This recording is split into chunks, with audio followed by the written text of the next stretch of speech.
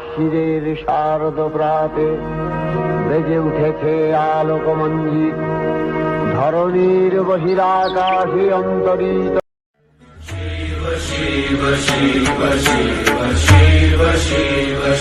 এই জগৎ সংসারে সবই তো মায়া। মায়া তাহলে আপনার যখন খেতে পাবে সেটাও মায়া। তাহলে দেখুন মায়া কাকে বলে। এই মুহূর্তে স্থান ত্যাগ করছি। শোনো দেবী শোনো। খাদ্যের অভাবে দেখা দেয় মহামারী। ভক্তগণকে সেই বিপদের থেকে উদ্ধারের জন্য মহাদেব নিজেই ভিক্ষার ঝুলি কাঁধে তুলে নেন। দেবী তুমি? মহাদেব আপনি? দেবী আমাকে একটু অন্ন দাও পৃথিবীতে অন্নভাব দূর করার জন্য। দেবী তোমার এই অন্নপূর্ণা রূপের কাহিনীতেই জগৎ সংসার সবাই দেখেছে।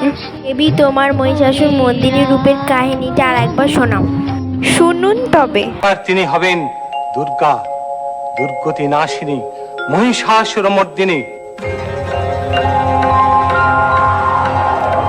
ततोऽतिकोपपूर्णस्य चक्रिणो वदनात् ततः निश्चक्राम महत्तेजो ब्रह्मणः शङ्करस्य च अन्येषां चैव देवानां सक्रादीनां शरीरतः निर्गत।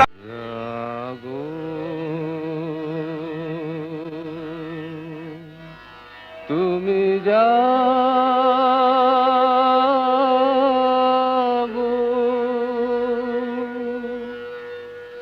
জাগো দুর্গা।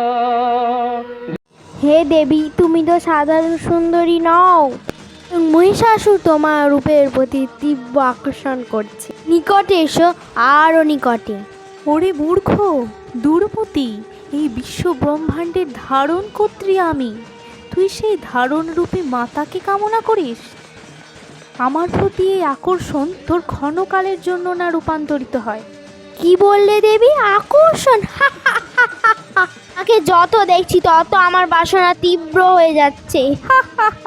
এই বিনাশকালে বুদ্ধিনাশ নাকি প্রাণ ত্যাগের পূর্বক্ষণে আতঙ্কের প্রলাপ?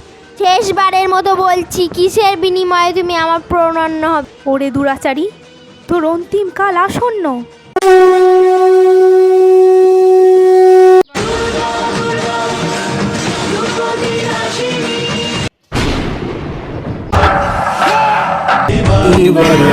নমঃ